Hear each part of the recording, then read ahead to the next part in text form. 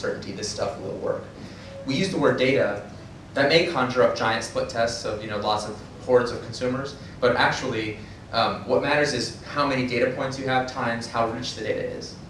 Actually, all the metrics we do in consumer internet are a bad substitute for what B2B people get to do, which is to actually get to know each individual customer extremely well.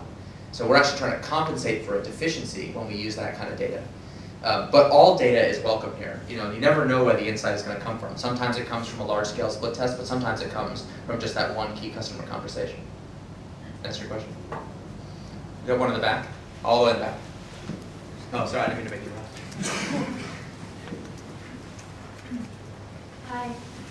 You talked about the fact that obviously with the first type of waterfall learning, people have, they get a good feeling about that they're progressing, and here you don't have that. So how do you encourage the behavioural change that you've clearly got to go through to allow people to want to move into these processes? Another hypothetical question. That's okay. I'm sure none of you have this problem, but maybe you have a friend. So for your friend, here's what I recommend. No, it's actually a real issue. The root of that issue actually really is the reality distortion field. The irony is that it's easier to raise money when you have no data than when you have a little bit of data. Right? If you have no revenue at all, you can promise that you're going to have tons of revenue someday. But if you have $1, I guess I should say £1 in revenue, then it's like, well, how come you only have £1? But no one ever says that when you have zero. No one ever say, well, why don't you have £1? It's like, well, I have zero, but we haven't even started yet. We haven't tried and failed, therefore we will succeed. And that same logic is true for employees, partners, channel. I mean, everybody buys into the logic of this kind of mega hype machine that you can produce when you have nothing. But as soon as you got something, then you have to start to defend it against why don't you have more. So some people take from that a belief that the way to kind of keep people motivated and giving the kind of 120% that is necessary for entrepreneurship is to kind of create the kind of reality distortion field bubble around your engineers and employees. Don't let any external information ever go in there. And you go out and figure out what they need to do and come back and tell them what to do, tell them everything's fine, and like subtly occasionally change the plan when they're not looking. If that sounds familiar, that's just waterfall thinking taken to its logical extreme. Everyone's busy and you need to keep them efficient, and information and learning and outside noise like distracts them from their real job. So I often get the question, well, we're too busy to afford to be able to measure anything. It's like, really? I mean, I guess, to me that's like saying, I could drive my car faster if I just close my eyes and floor the accelerator. Right? I will get the car in motion at maximum possible speed until it hits something. But that's the way we operate most of the time. So your question specifically is like, all right, so if you're in that paradigm, if you have people that have bought into the premise, and now you're going to go in there and say, hey guys, we're going to start celebrating when we fail, and we're going to start celebrating learning instead of progress, and we're going to make you super inefficient, a lot of meetings, you have to talk to customers. People say that I did not sign up for that. So I opt to go back to the old way. And how about we get a new you and keep me doing my thing? And since they're the ones in the dominant paradigm, they're the ones who are going to succeed in the end, right? If you just walk in and start changing things willy-nilly. So the first step has got to be to get some fully consistent team bought into the framework altogether. So worst thing you can do, and I have tried to do this, is you're in some piece of an org structure and you start trying to make a local change with like the people who happen to agree with you or listen to you, and you start kind of wreaking havoc with the existing system. The thing about systems is they're very resilient. And as I say in systems theory, every system is perfect. It is perfectly well designed to do whatever it is that it's doing now. If you don't like what it's doing, it's really your problem, not the system's problem. So you start tampering, it's going to tamper right back. And that's true at a 5-person team or a 500-person team. It makes no difference. So what you have to do is you have to figure out how can we get a full team, right, a cross-functional team, even if it's only 5 people, who are all bought into this enough that we can start to experiment with new approaches. And then if you go on the blog, if you look up the stuff that we've written about validated learning specifically, we talk about how to create an interface boundary to show progress to the rest of the organization or to investors or whoever the outside stakeholders are. But the key is to experiment inside and have a better way of showing progress. Does that help at all? Yeah, okay, great. I'll let the microphone choose.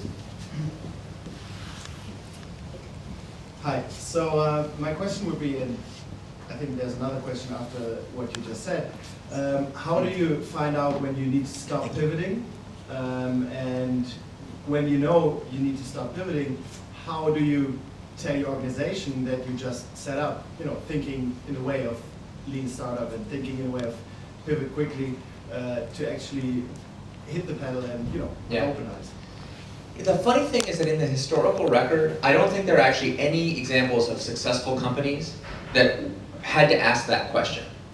The thing about hitting product market fit is like all of a sudden, and if you've never experienced it, it's very hard to explain. All of a sudden you go from like having anxiety about things and worrying about things to just trying to keep the engine from exploding.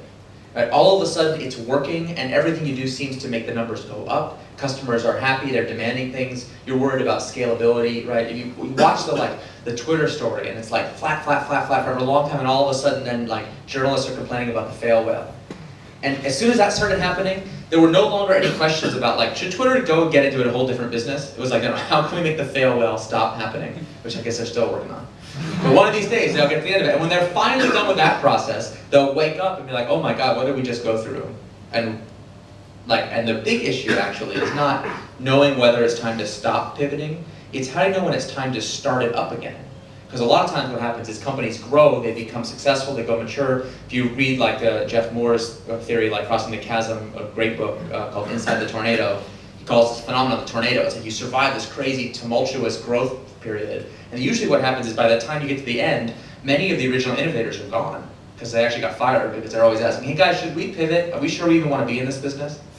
I mean, there's amazing famous stories about entrepreneurs who are having incredible success. Like when Howard Schultz bought back the original Starbucks, it's kind of a complicated story how Starbucks came to pass, but he created this new startup coffee shop in Seattle to compete with Starbucks in very early days. It was called Il Giornale, and the concept was it would be this like actual replica of an authentic Italian cafe in Seattle, Washington, USA. Italian waiters, Italian opera, Italian newspapers. You were not allowed to get your coffee to go. Espresso has to be served in a porcelain cup or not at all. That was the concept. And through a series of iterations, he eventually pivoted, got rid of the waiters, then he got rid of the newspapers, got rid of the opera.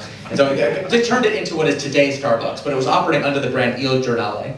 And then he had this opportunity to buy Starbucks, the original Starbucks, which at that time was only selling beans and machines. It wasn't, you couldn't get a brewed cup of coffee at Starbucks. They thought that was for the masses. Notice what all these people have in common. Okay, he buys Starbucks, and he's got the Starbucks logo and the Starbucks brand, the rights to use that, and he's got Il Giornale, and he has to have a whole company meeting to discuss whether or not they should continue to operate under the name Starbucks or Il Giornale. Now, if there's ever one of those entrepreneurial questions that could ever have been more obvious, this is it. I mean, there was no reason for them to do that, but this is like now a multi-100-person organization. They're having incredible success. And it's only Howard Schultz who's interested in discussing this question. Everybody else in the room has already moved on, right? It's not even a question. The company is executing against what is now the Starbucks strategy. And it's the founder who's like the last person to find out that this particular element of his original vision just has to have a big X through it, because the like replica Italian cafe just turns out to be not what people want. They want the authentic Italian espresso, right? Which, what could be more obvious now? But there was a time when people didn't know that. And here, to answer your question specifically, there was a time when the founder didn't know it, even though he had already figured it out. Like he'd already discovered it and made it operational. And luckily, that complicated story of companies buying each other and brand meant that he got to stay in control through that whole period, and nobody could fire him.